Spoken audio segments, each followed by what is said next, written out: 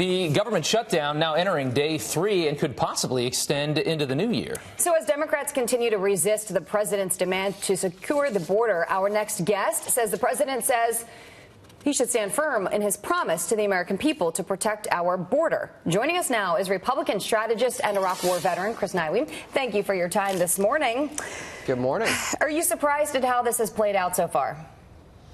No, I think this is what I would predict. I mean, the president's been consistent about his campaign commitment, and when it comes to government deadlines, this is when policy and budgets really come into play. These are decisions have to be made. Otherwise, government, there starts to become interferences. So I predicted this would happen. I didn't predict that fun press conference in the Oval Office, but it's a new time, isn't it?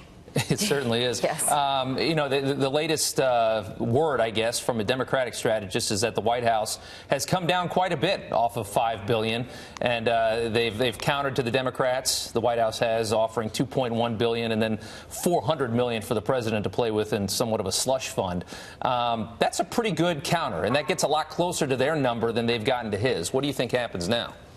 Well, I think they're trying to negotiate. I mean, Speaker-elect Pelosi said the president wouldn't have the votes in the House. That wasn't true. Obviously, they were able to get through that. And I think that they want to see some sort of action here. This is Congress's responsibility. If it wasn't for the president, we wouldn't be talking about illegal immigration, which has largely become a business in this country in many respects. And it is a security issue. So they're going to have to negotiate. And there needs to be more of a benefactor than just the D.C. bars that do the shutdown drink specials here in Washington.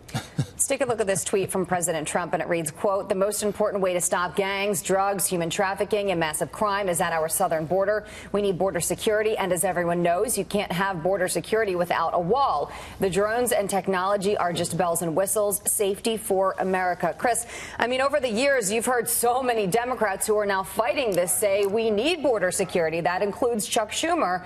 I just don't understand the sudden change, the 180 that's been done here. Well, I mean, I think the Trump train would pick up Chuck Schumer if it was the 2015 Chuck Schumer that wanted all the things that the White House is trying to work on now, not the one that's currently resisting this. I think, you know, one secret people don't really talk about is there are ways for the president to use certain executive funds to shift things around to try to do something. But frankly, it's Congress's job. I'd like to see Congress not get paid when these situations come up.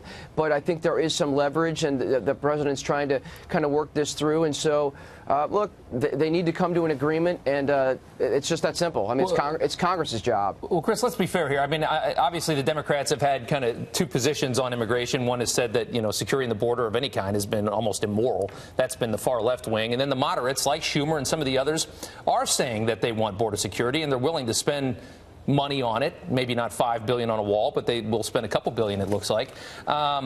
What is it about? I mean, you know, we've spent so much money trying to secure that border for so many years, yet they say that a wall doesn't work. What is it that they think will work?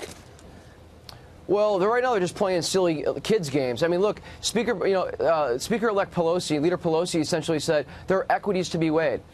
Whose equities? The American people or all of these foreign constituencies? And remember this, there's Republicans buried in the administration that don't support the president, and Obama appointees that frankly are causing problems and don't want to actually support the president's agenda. He's up against that too. So that's why it's key to continue to implement his agenda when it comes to, for example, veteran entrepreneurs that aren't being paid over the VA. Those are Obama holdovers that are creating those issues. So the president just needs to stick firm and just continue to negotiate. And the Democrats have the vote. They need to make it happen. It's just that simple.